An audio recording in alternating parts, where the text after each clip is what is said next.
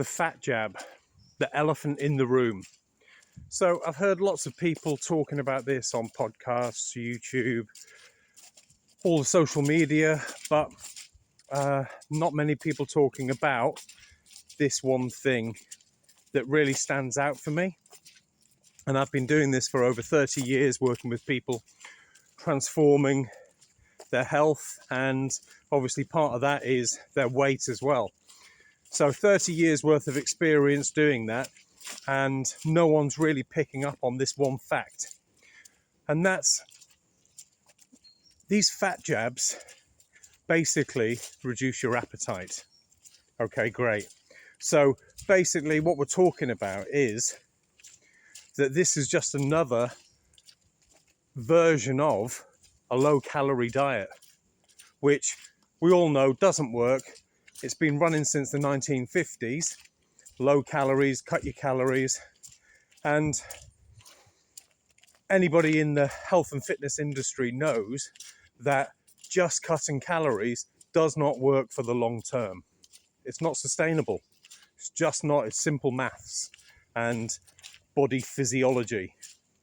And I've heard a few people saying, yes, all you need to do is just reduce your calories and train a bit harder. No, it's not that simple.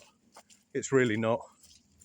There's more to it. If it was that simple, we wouldn't be getting fatter as a society.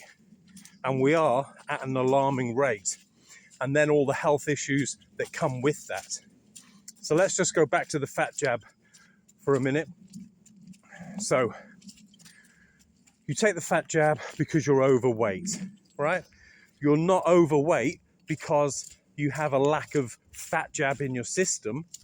So by definition, this is just treating the symptoms.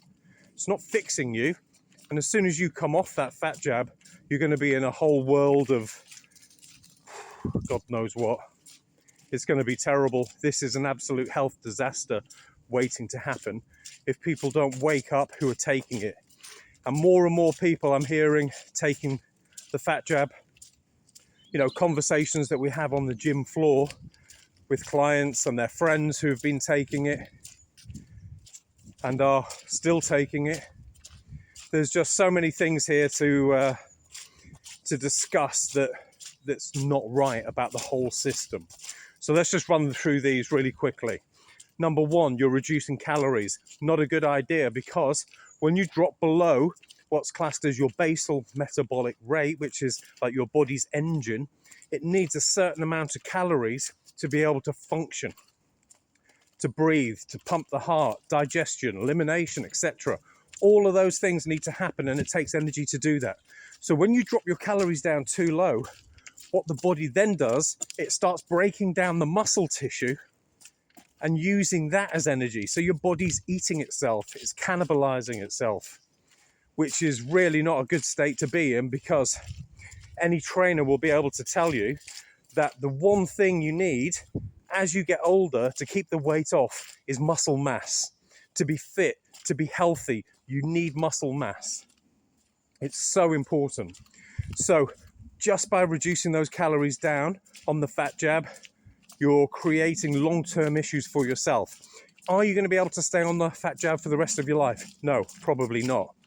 And if you're thinking about doing that long-term, then unfortunately, you are the long-term experiment for this. You are the guinea pig, because we haven't got information long-term about what the effects of this are on you. So I wouldn't recommend it, but good luck to you. And I'm sure there's certain situations where actually doing a bit of the fat jab for a period of time can be beneficial for you, especially if you're morbidly obese. But if you're going to take it, absolutely make sure you do this. You take enough calories just to meet your basal metabolic rate. And any good trainer will be able to tell you what that is. The second thing you need to do is weight train like a motherfucker. You need to be out there training 3 times a week. And I don't mean with the little pink weights in the gym, the 1-2 kilos. You need to be lifting some serious weights 3 times a week to maintain that muscle tone. If you don't, you're asking for trouble further down the track. So number one, make sure that you're getting enough calories in. And those calories that you're eating, make sure they're super nutritious. Get as much healthy, organic, free-range foods as you can. Bulk, try and get a bit more proteins and fats in there. Not so much the carbs, especially the refined carbs. So load up on the fats and the proteins. Number two, you've got to do your weight training. 3 times a week. You can do a full body workout or split the body parts, but you absolutely got to do the weights. Then, taking the jab, it doesn't create any mental health good habits. So you're going to need to develop those as well. We've got to build some healthy habits in there. Like there's never any gains that you can get long term by cheating the system. It never happens. There's no supplements, there's no jabs, there's no quick fixes to being fit and healthy. And when people finally realize this, pull their finger out and just get on with the basics. Move your body, eat healthy, get some sleep, drink water. It's really not rocket science, but for some reason, people seem to have a real issue with being able to stick to the basics. That's why some people need that accountability of having a trainer. So get yourself someone that's going to hold you accountable to doing this.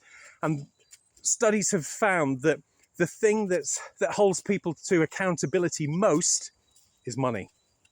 Funny that, okay?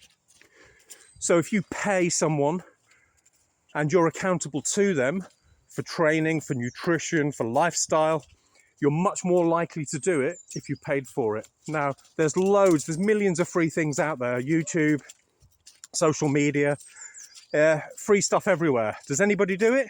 No. Might download it, might watch a few videos, but you don't do it consistently. And everyone knows that they need fitness, they need nutrition, but are they doing it? They're just not, because we're getting fatter as a nation, quite simply, and sicker.